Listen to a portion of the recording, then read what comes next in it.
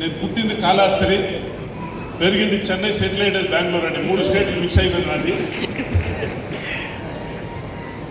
నేను ఈ business start చేసే ముందుగా నాదే ఓన్ బిజినెస్ ఉంది. ట్రెడిషనల్ బిజినెస్లో ఉన్నాను నేను. ట్రెడిషనల్ బిజినెస్ కూడా బాగానే సంపాదిస్తూ ఉన్నాను. కానీ ట్రెడిషనల్ బిజినెస్ ఎలా ఉంటుందంటే 6 నెలలు బాగుంటే 6 నెలలు వాపస్ జీరో అయిపోతూ ఉండింది. ఇంటి దగ్గర కారుకి పెట్రోల్ వేసే డబ్బులు ఉండదు ఒక 6 నెలలు. అట్లాంటి సిచ్యువేషన్ క్రియేట్ అవుతా ఉంది నా సెల్ఫ్ బిజినెస్లో. ఆ టైంలో 2012లో నేను వెస్టీజ్ స్టార్ట్ చేసినాను. నాకు అంత ముందుగానే నాకుండే బిజినెస్లో బాగానే ఇన్కమ్ ఉండింది. ఒక టైంలో ఫుల్ ఫాల్ అయిపోయింది. ఆ టైంలో నేను వెస్టీజ్ స్టార్ట్ చేసినాను. మా ఇంట్లో ఫుల్ స్ట్రాంగ్లీ వద్దన్నారు, ఈ బిజినెస్ వద్దు మనకి, ఇప్పుడు మనం చేస్తుండే బిజినెస్ కొన్ని రోజులు రిలాక్స్ అయ్యి కూడా చేసుకుంటాము, ఈ బిజినెస్ వద్దన్నారు. ఏమంటే ఈ బిజినెస్లో అలా ఒక ఫీడ్బ్యాక్ ఉండింది స్టార్టింగ్లో. మా రిలేటివ్ అంతా ఉండేటుకుండి ఇంటి దగ్గర అన్నీ ఉంటాయి, ఉండేటుకుండి సోప్ అంటున్నాడు, షాంపూ అంటాడు, ఇంకేం స్క్రూ లూజ్ అయిపోయింది అట్లా అని చెప్పి గేల్ చేసే స్టార్ట్ చేసినాను.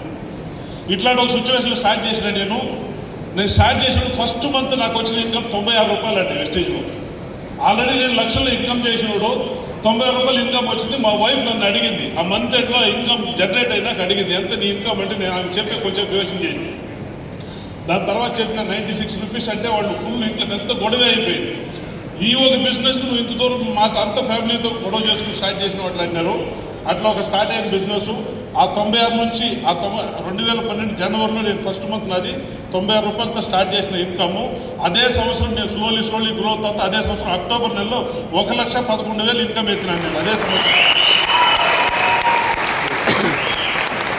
ఫ్రెండ్స్, ఆ ఒక 11 నెలలు మా ఇంట్లో ఈ బిజినెస్ గురించి నేను మాట్లాడనే లేదు, సైలెంట్ అయిపోయినా. ఏదైనా ఇంట్లో మంత్లీ ఏం చేస్తున్నా 20-25 డేస్ ట్రావెల్ చేస్తున్నా, ఒక నెలకి దగ్గర 25 డేస్ ట్రావెల్ చేస్తూ ఉన్నా. ఇంట్లో డైలీ గొడవవుతాడు. నేను వాపస్ ఇంటికి పోయినట్టు వద్దు మనకి ఇది వద్దు మనకు వద్దు అనేసి.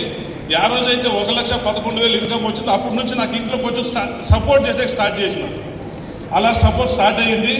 స్టార్ట్ అయినాక స్లోలీ గ్రో అవుతా వెస్టీజ్లో నేను హైయెస్ట్గా ఇన్కమ్ తీసుకొని 23,34,000 అండి హైయెస్ట్.